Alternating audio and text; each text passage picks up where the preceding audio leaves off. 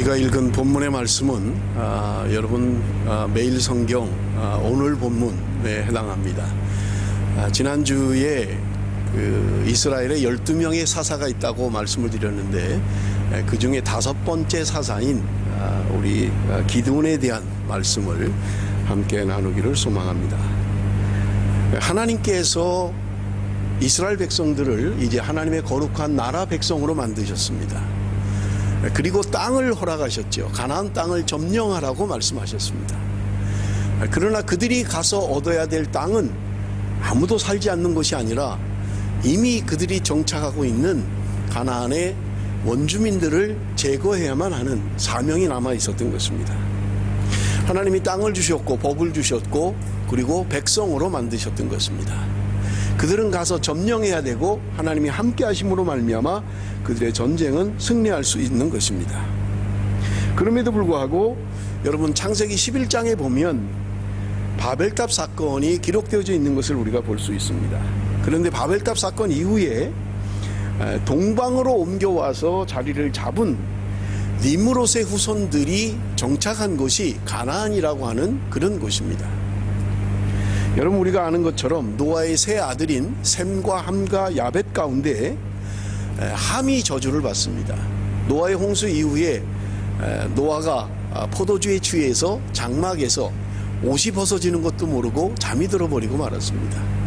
그런데 셋째 아들인 함이 들어가서 아버지의 벗은 모습을 하체를 보게 됩니다. 그리고 형들에게 가서 조롱하며 비웃습니다.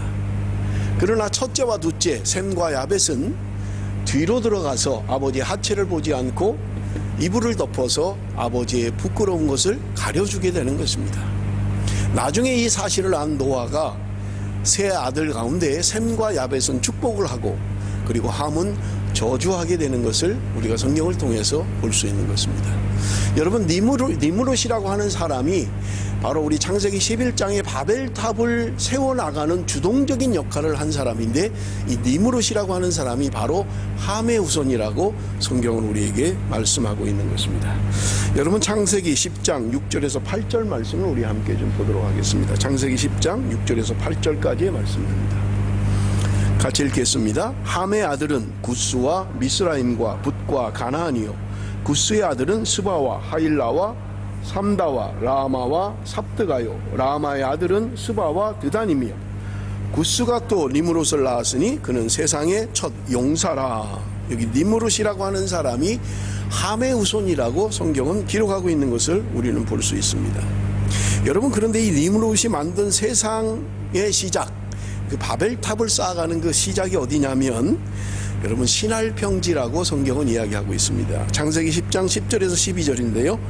그의 나라는 신할 땅의 바벨과 에렉과 악갓과 갈레에서 시작되었으며 그가 그 땅에서 아수르로 나아가 니느웨와 르호보딜과 갈라와 및 니느웨와 갈라 사이에 레센을 건설하였으니 이는 큰 성읍이라.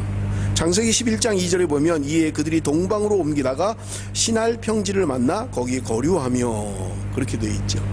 여러분 신할평지가 지금 어디냐면 여러분 지도를 좀 보시겠습니다.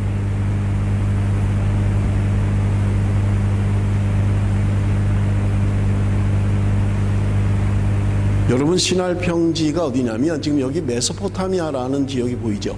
지금 이것은 아브라함의 이동 경로입니다. 아브라함이 갈대아 우르에서 부름을 받고 옮겨가다가 하란이라는 곳에 아버지가 죽고 그리고 가나안 땅에 도착하는 아브라함의 이동 경로입니다. 그런데 여러분 지금 지도에 보면 약간 파랗게 된 요 지역의 지금 요 모습이 초생딸과 같다. 그래서 비옥한 초생딸 지대다 그렇게 이야기합니다. 아주 비옥한 곳입니다. 이스라엘이 지도고요. 여기 지중해고요. 여기 지금 현재 예루살렘이 있는 이스라엘이 있는 곳입니다. 그런데 지금 여기에 메소포타미아라고 하는 요 지명이 기록되어져 있는데 이 메소포타미아라는 말은 메소라는 말은 영어로는 비트윈입니다. 무엇과 뭐 사이에 그런 말이고요. 그 다음에 포타미아라는 말은 강이라는 말입니다. 그래서 강 사이에 있는 지역이 메소포타미아예요. 그런데 신할평지가 어디냐면 요 바로 메소포타미아 지역에 있는 지금 강과 강 사이라고 하는 것이 여러분 글씨가 좀 작아서 안 보이는데 티그리스 강이고요 유프라데스 강입니다. 한 곳에서 근원으로 갈라지는 것입니다. 여러분 창세기에 보면 에덴에서 네 갈래로 갈라지는 강줄기가 여러분 아마 읽어보셨을 것입니다. 그 중에 티그리스 강과 유프라테스 강이 지금 이 지역에서 갈라져서 흘러내리는 강과 강 사이의 메소포타미아 지역, 여기가 바로 시날 평지예요. 그런데 중요한 게 왜 여기가 중요하냐면 메소포타미아 지역에서 동쪽으로 가면 이쪽은 우리 동양입니다. 동양의 나라들이 나오고요. 지금 이 메소포타미아에서 서쪽으로 가면 지금 이 현재 우리 터키 지역을 지나서 마게도니아 쪽으로 갔던 바울이 전도했던 지역으로 가면 서양이 됩니다. 그래서 동양과 서양이 만나는 곳이 어디냐면 바로 이 지역이에요. 메소포타미아 지역이 동양과 서양이 만나는 이 지역입니다. 여기에 바벨탑을 세웠다는 거예요.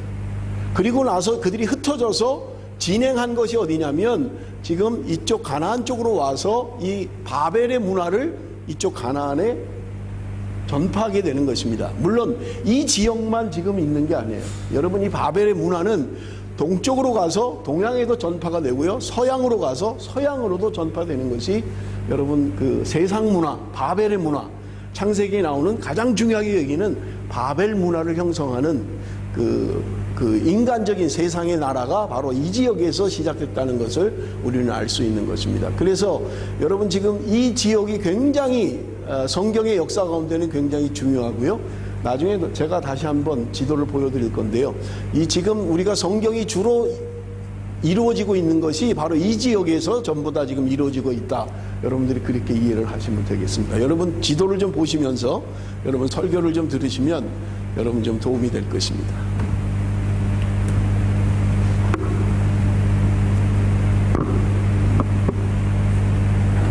여러분, 하나님께서 이스라엘 백성들을 애굽에서 탈출시켜서 약속의 땅, 젖과 꿀이는 가나안 땅에 들어가서 나라를 세울 것을 말씀을 하셨던 것입니다. 여러분, 지난주에도 말씀드린 것처럼 하나님이 하나님의 백성들과 거룩한 백성들을 만드시고 하나님의 나라를 만드셨습니다. 하나님이 통치하고 다스리시는 하나님의 나라를 꿈꾸셨던 것입니다. 그래서 지금 이스라엘 백성들에게 가나안 땅을 점령하고 이제 땅까지 주시면서 하나님의 나라를 만들 것을 말씀하고 있었던 것입니다. 그런데 지난주에 말씀드린 것처럼 가나안을 정복했던 이스라엘 민족들이 너무도 쉽게 그리고 너무도 빠르게 그들이 하나님을 배반하고 하나님을 버리고 그리고 하나님 앞에서 악을 행하며 음란한 삶으로 전락해버렸다고 말씀을 드렸던 것입니다. 그렇게 된 이유 가운데 하나가 그들이 지금 유목민족이었던 그들이 이제 도시 문화를 경험하면서 그들의 화려함과 그들의 편리함을 경험했던 것입니다. 그러면서 그들은 신속하게 하나님을 버리고 이방신을 섬기며 하나님을 배반했다고 성경은 말씀하고 있는 것입니다. 그래서 지난주에 말씀드린 것이 다 쫓지 않고 남겨둔 그 이방 사람들을 하나님은 옆구리에 가시로 만들 것이다, 그렇게 말씀을 하셨던 거예요. 그래서 그들이 하나님 앞에 범죄하면 옆구리에 가시 같은 남겨둔 그들을 통해서 하나님이 징벌을 하시게 됩니다. 그러면 하나님 앞에 울부짖고 회개하면 하나님이 사사를 통해서 이스라엘을 구원하는 이러한 사이클이 반복되는 것이 사사기의 역사라고 여러분에게 말씀을 드렸던 것입니다. 여러분이 12명의 사사 가운데 지난주에 우리가 말씀을 읽었습니다마는 제가 그 사사에 대한 설교는 하지 못했어요. 너무 시간이 많이 가서. 온니엘이라고 하는 사람이 12사사 가운데 최초의 사사입니다. 그런데 이 온니엘이라는 사람이 누구냐면 여러분 가나안 땅에 들어갈 때 그 출애굽을 했던 사람들 가운데 가나안 땅에 들어간 사람은 여호수아 갈렙 두 사람뿐이 없었어요. 나머지는 광야에서 태어난 사람들이었던 것입니다. 그 갈렙의 조카가 온니엘이라고 하는 사람이에요. 이 최초의 사사인 온니엘을 통해서 이스라엘을 구원하는 것을 우리는 볼 수 있는 것입니다. 그리고 나서 그들에게 40년 동안 하나님이 평안을 주셨다, 성경은 그렇게 말씀하고 있어요. 그런데 여러분 성경을 보면 온니엘이 죽고 나자 또 다시 범죄하고 하나님을 떠나게 됩니다. 이때 하나님이 모압이라고 하는 나라를 여러분 하나님이 들어서 이제 18년 동안 이스라엘을 통치하시게 됩니다. 여러분 그 지도에 보면 여기에는 지금 아직 자세히 안 나와 있는데 다음 지도에 때 제가 말씀을 드리겠습니다. 이때 하나님이 왼손잡이 사사인 에웃이라고 하는 사람을 통해서 구원을 하시고 80년 동안 이스라엘에는 평안이 오게 되는 것입니다. 여러분, 지금 우리가 사사기를 묵상한 순서대로 지금 이야기하고 있는 거예요. 지금 5번째 기도원까지 가기 위해서 여러분 지금 설명을 드리고 있는 것입니다. 여러분들이 가지고 있는 매일 성경을 통해서 여러분들이 말씀을 묵상하면 제 이야기가 무슨 이야기인지 알 수 있을 것입니다. 세 번째 사사인 삼가를 통해서 블레셋을 물리치게 되고요, 에웃이 죽고 나자 그들이 또 범죄하게 됩니다. 그래서 하나님은 그 주변의 나라인 가나안 나라 왕인 야빈이라고 하는 왕을 들어서 이스라엘을 점령하게 되는 것입니다. 그래서 10년 동안 이스라엘을 통치하고 괴롭히는 거예요. 그때 그들이 하나님 앞에 부르짖고 기도하고 회개하고 돌이킴으로 말미암아서 지난주에 얘기했던 드보라라고 하는 선지자, 철야 때 말씀을 드렸죠. 드보라라고 하는 여자 선지자를 통해서 이스라엘을 구원하게 됩니다. 그리고 나서 하나님께서 또 40년 동안 이스라엘의 평안을 줘요. 회개하고 사사를 통해서 구원하고 또 40년 동안 평안을 주는 거예요. 그런데 이 여자 사사가 드보라가 죽고 나서 또 그들은 범죄하게 됩니다. 그게 바로 6장, 우리가 이제 기드온이라고 하는 이 5번째 사사를 우리가 오늘 함께 나눌 건데요, 6장 1절을 우리 한번 읽어보겠습니다. 11절부터 읽었습니다마는 1절 말씀을 한번 같이 읽습니다. 1절 말씀 다 같이 시작.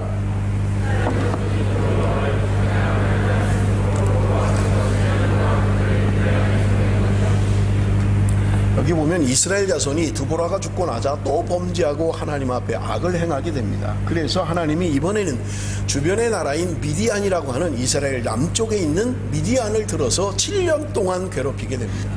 이 미디안이 7년 동안 지배를 할 때 얼마나 괴로웠는지 성경은 이야기하기를 그들이 평지에 살지 못하고 산에 도망가서 숨었다는 거예요. 그리고 땅굴을 파서 굴을 파서 거기 숨어서 살아야 될 정도로 그렇게 힘든 삶을 살게 됩니다.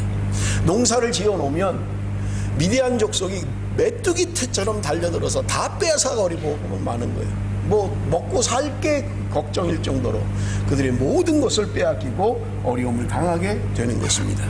그때 그들이 울부짖고 하나님 앞에 회개하고 돌아설 때 오늘 본문에 이야기하고 있는 기드온이라고 하는 이 사람을 들어서 하나님이 이스라엘을 구원하시는 것입니다. 11절 12절입니다. 우리가 읽었습니다마는 여호와의 사자가 아비에셀 사람 요아스에게 속한 오브라에 이르러 상수리 나무 아래 앉으니라. 마침 요아스의 아들 기드온이 미디안 사람에게 알리지 아니하려 하여 밀을 포도주 틀에서 타자가더니 여호와의 사자가 기드온에게 나타나 이르되 큰 용사여 여호와께서 너와 함께 계시도다 하며 하나님이 기드온을 부르시는 거예요.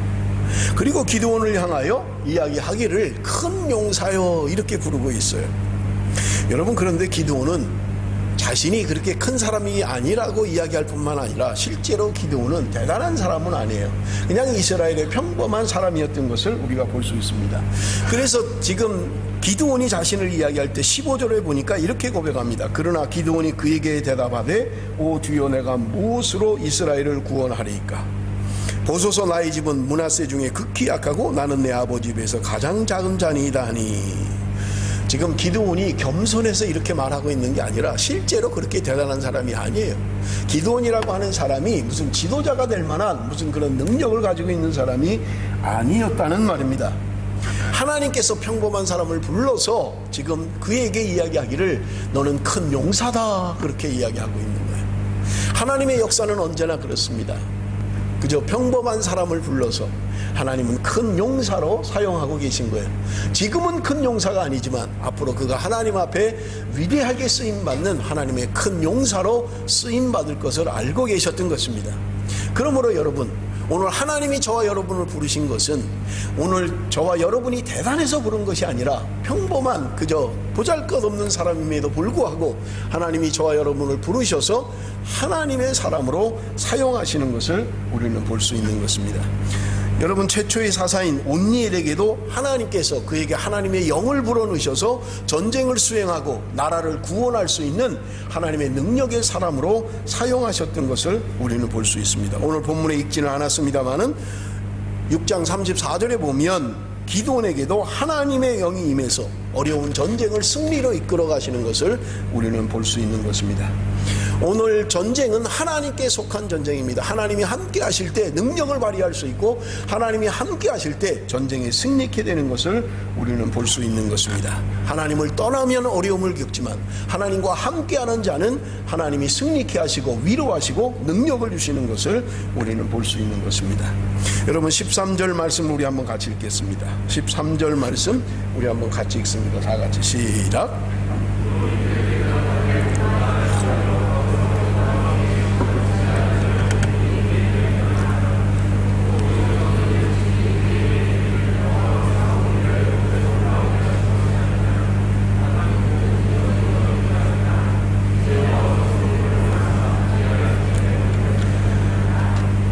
기드온이 지금 하나님께서 큰 용사여 내가 너로 말미암아 미디안을 물리치고 승리케 할 것이다, 내가 너와 함께 할 것이다 약속하셨음에도 불구하고 지금 이 기드온이라고 하는 사람이 하나님의 부르심 앞에 지금 질문하는 것이 오늘 13절의 말씀인데, 요약하면 세 가지 질문을 하고 있는 것을 우리는 볼 수 있는 것입니다. 그 세 가지가 무엇입니까? 하나님이 함께 하셨다면 왜 우리나라가 망해야만 합니까? 라는 질문을 하고 있는 거예요. 그리고 두 번째 질문은 당신이 애굽에서 이 민족을 이끌어내는 기적과 이적의 하나님이라면 왜 우리를 이렇게 멸망시키는데 이르게 하셨습니까? 도대체 그 능력과 이적은 어디 갔습니까? 라고 항변하고 있는 거예요. 그리고 마지막 세 번째 질문은 뭐냐면, 지금 우리가 망하게 된 것은 당신이 우리를 버렸기 때문에 우리가 망한 것이 아닙니까? 라고 지금 기드온이 하나님의 부르심 앞에 항변하고 있는 것입니다. 여러분, 우리가 신앙생활을 하면서 우리가 살아가면서 종종 하는 그런 항변들일 것입니다. 하나님을 원망하는 거예요. 그리고 기드온은 지금 실수하고 있는 게 있는데, 마치 하나님이 자기들을 버려서 지금 이 지경에 이르렀다 그렇게 생각하고 있는 거예요. 여러분, 하나님이 이유 없이 하나님의 백성을 버릴 리가 있습니까? 하나님이 도대체 하나님의 백성을 왜 힘들게 하는 것입니까? 여러분 10절을 한번 보겠습니다. 10절 말씀을 봅니다. 내가 또 너희에게 이르기를 나는 너희의 하나님 여호와니 너희가 거주하는 아모리 사람의 땅의 신들을 두려워하지 말라 하였으나 너희가 내 목소리를 듣지 아니하였느니라 하셨다 하니라. 하나님의 말씀을 듣지 않았기 때문에 지금 하나님이 그들이 남겨둔 옆구리에 가시 같은 그들을 통해서 지금 책망하고 계신 거예요. 징계하고 계신 것입니다. 그럼에도 불구하고 기드온은 지금 생각하기를 하나님이 우리를 버려서 그렇습니다. 능력의 하나님, 기적의 하나님이라고 하면서 왜 우리를 이렇게 힘들게 하는 겁니까? 하나님이 우리를 버리셨기 때문에 그런 것이 아닙니까? 하나님이 함께 하시는 하나님이라면 우리가 왜 이런 어려움을 겪어야 합니까? 그렇게 지금 이야기하고 있는 것을 우리는 볼 수 있는 것입니다. 지금 자신들이 당하는 어려움의 원인을 모르고 있는 거예요. 그저 남에게만 핑계를 대는 거예요. 원인의 이유를 다른 곳에서만 자꾸 대고 있는 거예요. 누구 때문에 그렇다, 무엇 때문에 그렇다, 그런 이유를 자꾸 대는 거예요. 자신에게 있는데 자신을 돌아봐야 되는데 자신을 돌아보지 못하고 있는 거예요. 그래서 마치 하나님이 자신들을 버려서, 이유 없이 버려서 자기들이 어려움을 겪고 있다고 생각하고 있는 것입니다. 사랑하는 성도 여러분, 우리가 신앙생활하면서 때로 어려움을 겪으면 이런 원망과 불평을 하고 있지는 않습니까? 하나님이 살아계시다면 나를 왜 이렇게 어려움에 내버려 두시는 것입니까? 하나님이 살아계시다면 왜 나를 안 고쳐주시는 것입니까? 하나님이 정말 우리와 함께 하시는 분이라면 하나님, 우리를 이렇게 할 수가 있습니까? 우리가 종종 하는 불평이요 원망인 것입니다.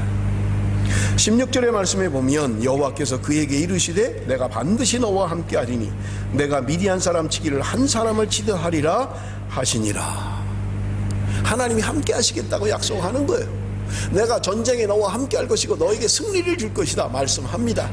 그러면 보통 같으면 하나님 감사합니다, 내가 나가서 열심히 싸워서 승리를 쟁취하겠습니다, 이렇게 말을 해야 옳은 것인데, 여러분 기드온은 오늘 본문 17절에 보니까 하나님 앞에 표징을 구하고 있습니다. 17절 말씀입니다. 우리 한번 다 같이 읽어볼까요? 17절 말씀 다 같이 시작.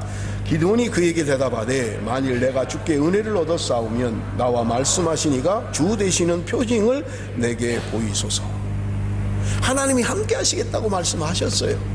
내가 이 전쟁에 너와 함께해서 승리케 하시겠다고 말씀하셨음에도 불구하고 기드온은 지금 표징을 구하고 있는 거예요. 하나님, 당신이 정말 주가 되신다면 나에게 표징을 보여주십시오.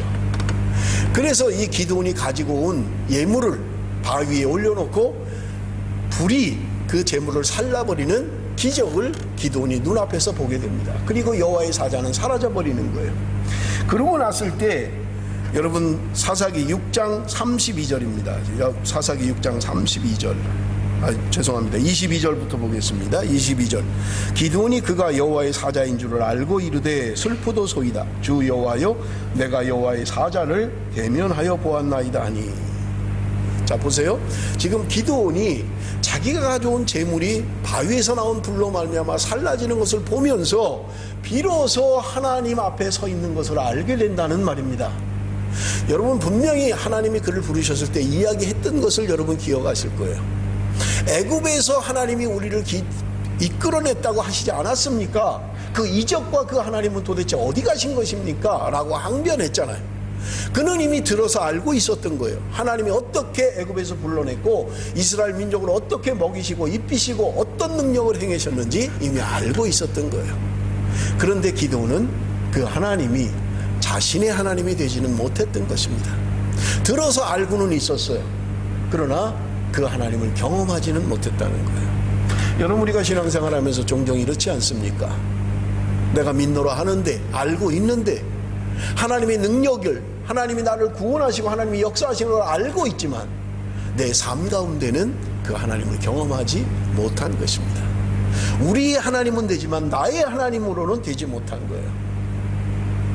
비로소 기드온이 지금 하나님이 보여주시는 기적과 이적 앞에 하나님을 대면하게 되고 그는 새로운 삶을 살 수밖에 없는 것입니다. 하나님을 만난 거예요. 개인적으로 그 하나님을 경험했다는 말입니다. 그때 하나님의 말씀에 순종하는 삶을 살게 되고요, 하나님께서 그에게 아버지가 섬기는 그 바알 신을 부셔버릴 것을 명령하십니다. 여러분, 다른 사람이 아니라 아버지가 섬기는 신이에요. 이방신을 섬기고 있어요. 쉽지 않을 것입니다.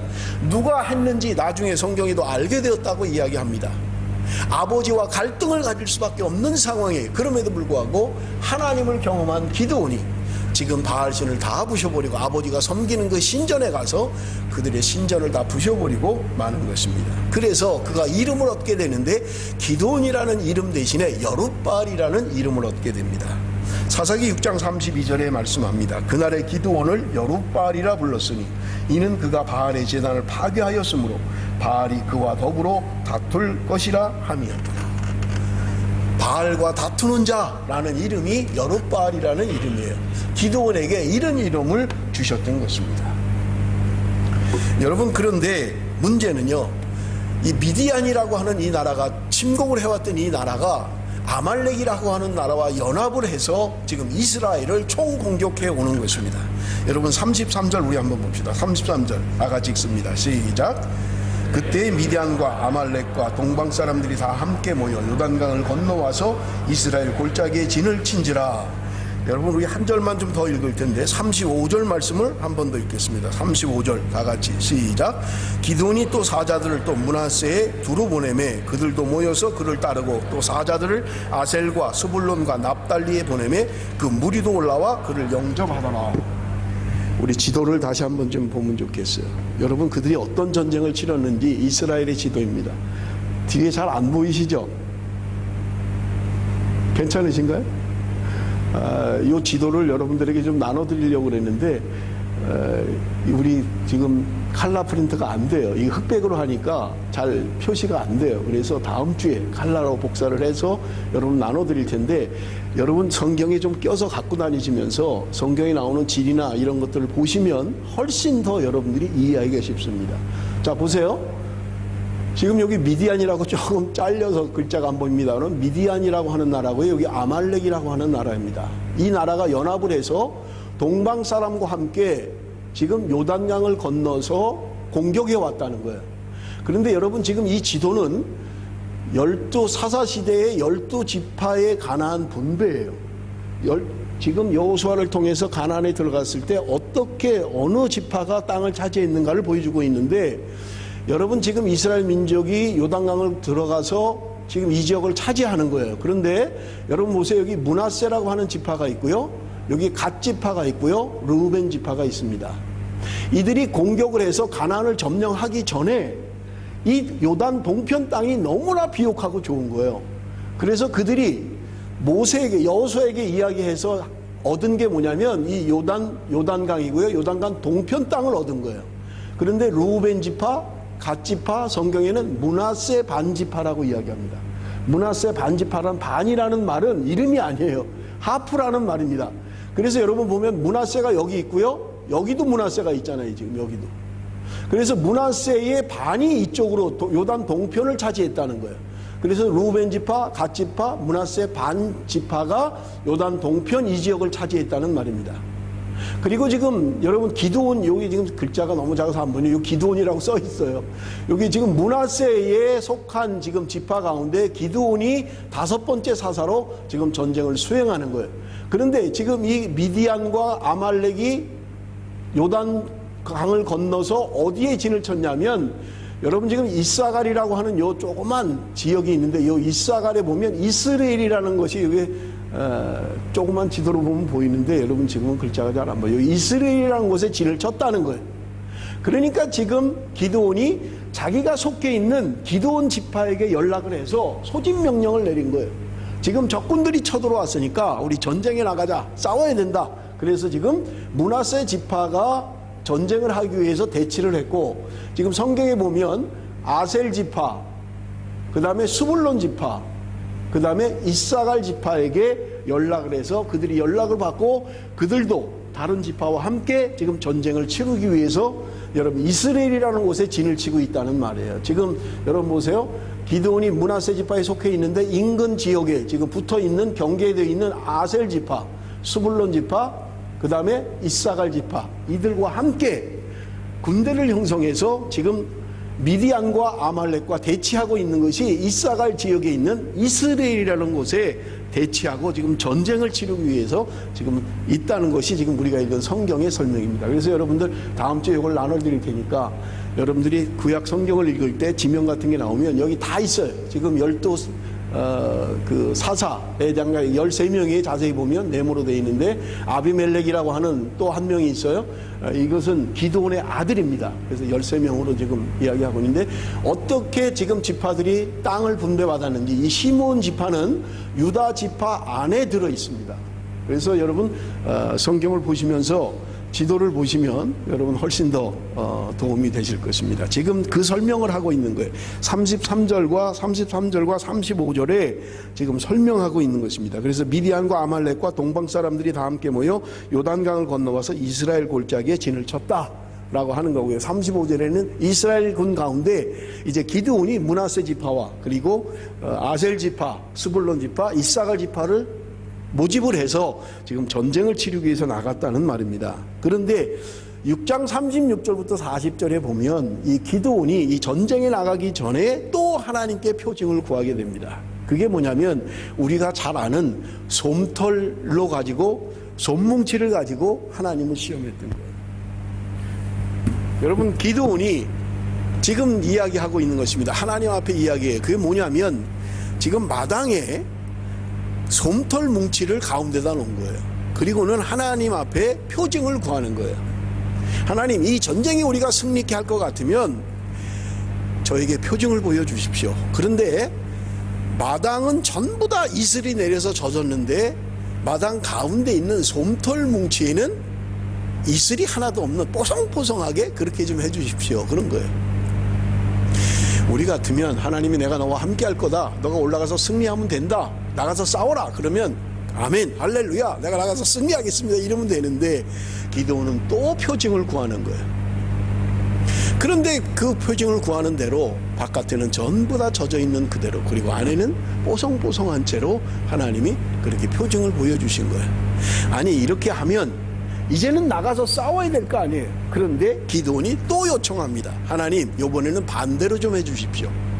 땅은 다 말라 있는데 마당 가운데 있는 솜뭉치에만 이슬이 내리도록, 젖어 있도록 그렇게 좀 해주십시오 하는 거예요. 하나님이 그것도 들어주십니다. 그래서 나가서 이제 전쟁을 치르기 위해서, 미디안과 아말렉과 전쟁을 치르기 위해서 사람들이 모였는데, 아까 말씀드린 것처럼 므낫세 지파와 아셀, 스불론, 이사갈 지파에서 모인 사람이 32,000명이었다. 성경은 그렇게 이야기하고 있는 것을 우리는 볼 수 있습니다. 자, 32,000명이 전쟁에 나와서 지금 전쟁을 하기 위해서 모인 거예요. 그런데 여러분, 성경에는 보면 그들이 지금 대적이 얼마냐면 18장 10절에 보면, 사사기 8장 10절에 보면 13만 5천 명이 지금 미디안과 아말렉의 군대가 13만 5천 명이 쳐들어온 거예요. 자, 그럼 보세요. 지금 기드온의 용사들은 3만 2천 명이에요. 각 지파에서 모인 사람이 3만 2천 명이고 상대 나라는 지금 13만 5천 명이에요. 그러면 여러분, 현대전 같으면 뭐 좋은 무기를 가지고 있으면 뭐 3만 2천 명이 13만 5천 명 물리칠 수 있을 거예요. 그런데 여러분, 이 당시에는 재래식 전쟁입니다. 칼을 가지고 싸우는 거고요, 활을 가지고 싸우는 시대예요. 여러분, 쉽지 않습니다. 그런데 지금 적군은 자신들보다 5배나 더 많아요. 그러니 여러분, 전쟁에 이것은 이길 수 있는 확률이 거의 없는 것입니다. 그런데 하나님께서 기드온에게 말씀하십니다. 너무 많다 그러는 거예요. 너무 많다는 거예요. 32,000명이. 아니, 지금 32,000명이 다 나가서 싸워도 5대1, 한 명이 5명을 죽여야 되는데, 무기도 비슷하지요, 뭐 등치도 비슷하지요, 힘도 비슷한데 어떻게 5명을 죽여요? 제가 일부 예배 때 농담으로 이야기를 했습니다마는, 제가 어릴 때 저희 동네에 쌍둥이가 있었습니다. 쌍둥이가. 근데 다른 동네 그 친구들은 1대1로 싸워서 제가 다 이겼어요. 근데 쌍둥이하고 싸울 때는 이게 한 사람이 싸우는 게 아니에요. 한 사람하고 싸우면 쌍둥이가 같이 덤비는 거예요. 앞에서 싸우고 있으면 뒤에 와서 잡아요. 막 잡고 때리고. 쌍둥이를 못 이기겠는 거예요. 두 사람이 덤비니까. 그런데 여러분, 5명이라고 한번 생각을 해보세요. 한 사람이 5명을, 무슨 대학생이 유치원아이하고 싸운다면 그거는 싸움이 될 수 있을 거예요. 전쟁에 나온 미디안, 아말렉이라고 하는 나라들은 강대한 나라입니다. 그런데 이스라엘이 어떻게 그것을 이긴단 말이에요. 그런데 32,000명이 모였는데 하나님이 너무 많다는 거예요. 지금 이 숫자를 가지고도 이길까 말까인데 그들을 돌려보내라는 겁니다. 그래서 돌려보낸 숫자가 22,000명이 돌아갔다고 성경은 이야기하고 있는 거예요. 자, 그러면 몇 명이 남았습니까? 32,000명에서 22,000명이 돌아갔으면 몇 명이 남은 거예요? 10,000명이 남았어요. 자, 그럼 10,000명을 가지고 13만 5천 명과 싸워야 되면 한 사람이 몇 명을 이겨야 됩니까? 일부 예배 때 얘기하니까 한참 계산하더라고요. 한 사람이 적어도 14명을 죽여야 되려면 최소한 13명을 죽여야 이길 수 있는 승산이 있잖아요. 이건 전쟁이 아니에요. 불가능합니다. 그런데 하나님이 또 말씀하시는 거예요. 그 10,000명도 많다는 거예요. 그래서 남은 숫자가 300명이라는 숫자만 남게 되는 거예요. 기드온의 용사들 300명이 남게 됩니다. 제가 사실은 영화가 있었잖아요. 300라는 그 영화가 있었잖아요. 그 동영상을 좀 준비를 했었는데 오늘 뭐 성찬식도 있고 해서 동영상을 보지는 못합니다. 그 영화의 300라는 그 영화는 그 스파르타 군대가 싸워서 전사 아니야 300명이 다 죽는 300명의 군사와 100만의 군대가 접전을 하는 그 영화를 보여주고 있는 거예요. 결국 300명은 다 전사해요. 왕을 비롯해서 300명의 용사들이 다 죽는데 그것으로 말미암아서 전쟁을 지연시키게 되고 전쟁에 승리하게 된다는 그런 이야기인데, 스파르타 군대의 용맹성을 나타내주고 있는 것입니다. 그 똑같은 숫자의 300명, 기드온의 300명 용사입니다. 자, 그러면 300명과 13만 5천 명이 싸워야 돼요. 몇 대 1입니까? 이젠 정말 어렵죠? 여러분이 각자 계산을 해보시고 몇 대 1로 싸워야 되는지 여러분 보십시오. 하나님이 지금 왜 이렇게 하십니까? 32,000명을 가지고 싸워도 이길까 말까고, 아니 적군보다 훨씬 더 많은 숫자를 줘도 싸움에 이길까 말까 한 전쟁에 여러분 지금 도대체 13만 5천 명과 싸우는 300명의 사람들이 아무리 용기가 있고 아무리 싸움을 잘하고 아무리 전술이 좋아도 이것은 사람이 하는 일이 아니라는 거예요. 그래서 여러분 성경을 보면 여러분 사사기 7장 2절입니다. 사사기 7장 2절 우리 한번 같이 읽겠습니다. 하나님 왜 이렇게 하시는지 보겠습니다. 다 같이 읽습니다. 시작. 여호와께서 기드온에게 이르시되 너를 따르는 백성이 너무 많은즉 내가 그들의 손에 미디안 사람을 넘겨주지 아니하리니 이는 이스라엘이 나를 거슬러 스스로 자랑하기를 내 손이 나를 구원하였다 할까 함이니라. 하나님이 지금 다 보내고 300명만 남겨둔 이유는 그들이 그냥 전쟁을 하면 그들이 교만해질까 봐 그렇다는 거예요. 내 손이 강해서, 내가 전술이 좋아서, 내가 용감해서, 내가 능력이 있어서 이 전쟁에 승리했다라고 이야기할까 봐 하나님이 다 돌려보내시고 300명만 남겨놨다는 거예요. 이 숫자를 가지고는 도저히 전쟁을 할 수 없는 숫자예요. 이길 수 없어요. 아무리 전술이 좋아도, 아무리 용맹해도, 아무리 능력이 있어도 이 전쟁에는 승리할 수 없다라는 말입니다. 여러분, 우리는 조금만 뭘 이루면 교만하기 쉬운 사람들입니다. 내가 뭐를 했습니다. 내가 능력이 있습니다. 내가 힘이 있어서 뭐를 했습니다. 하기가 쉽다는 말입니다. 중요한 것은요, 하나님 앞에 내가 누구인지를 알아야 된다는 말이에요. 내가 싸워서 승리케 하는 게 아니라 하나님이 오늘 나와 함께 계셔서 이기게 하시고 승리케 하시는 것을 우리가 깨달아야 된다는 말입니다. 그런데 우리는 조금만 내가 뭘 하면 마치 내가 무엇을 한 것처럼 교만해지는 것이 인간의 속성이라고 성경은 우리에게 말씀해 주고 있는 것입니다.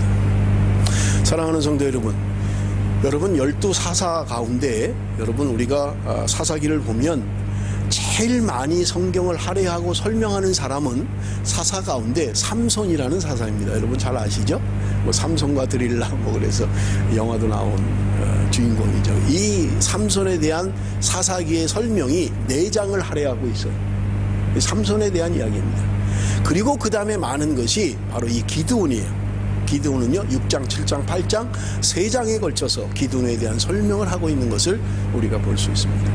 그리고 기드온 앞에 있었던 드보라라고 하는 여자 선지자가 2장에 걸쳐서 지금 여자 드보라에 대한 사사에 대한 설명을 하고 있는 것을 우리가 볼 수 있습니다. 12명의 사사 가운데 드보라, 그리고 오늘 우리가 함께 나누는 기드온, 그리고 삼손에 대한 설명이 거의 반 가까이를 할애하고 있는 거예요. 나머지 9명의 사사들은 그렇게 많이 할애하고 있지 않습니다. 여러분, 이 기드온, 성경에서 그렇게 중요하게 여기는 이 기드온을 통하여 하나님이 오늘 저와 여러분에게 교훈하시는 것이 무엇입니까? 여러분, 그것은 하나님은 우리와 함께 하시는 하나님이다. 하나님은 우리에게 승리를 주시는 하나님이다. 하나님은 우리를 평안케 하시는 하나님이다. 그것을 말씀해 주고 있는 것입니다. 여러분, 이스라엘의 사사 시대는요, 사사라고 하는 사람들이 없어야 되는 시대예요. 왜 그렇습니까? 사사가 존재했던 이유는 이스라엘이 범죄함으로 말미암아 그들이 어려움을 겪게 되고, 그리고 하나님께 부르짖을 때 하나님이 사사를 통해서 구원하셨던 것입니다.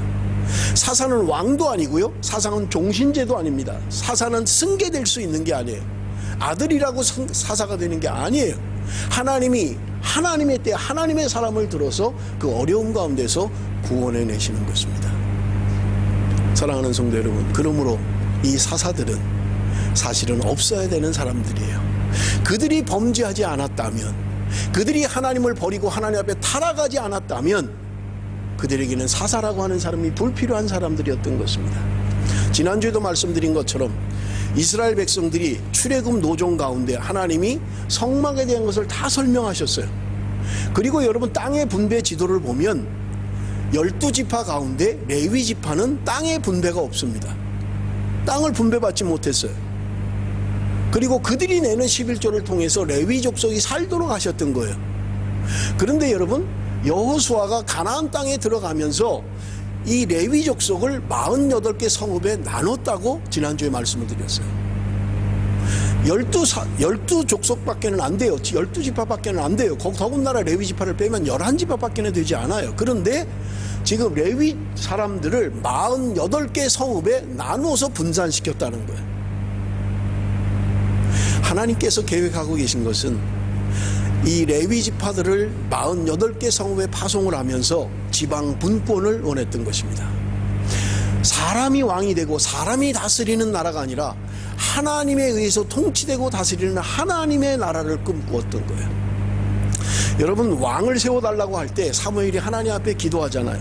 그때 하나님 말씀하시잖아요. 사무엘에게, 사무엘아, 저 백성들이 너를 버리는 게 아니라 나를 버리는 거다. 하나님이 왕을 세우는 것을 기뻐하지 않으셨어요. 사람 왕을 세우는 것을 기뻐하지 않으셨다는 말이에요. 어쩔 수 없이 사람의 왕을 세우긴 했지만 하나님은 사람으로 말미암아 통치되는 그것은 반드시 부패하게 돼 있고 반드시 멸망할 수밖에 없다는 것을 하나님은 알고 계셨던 것입니다.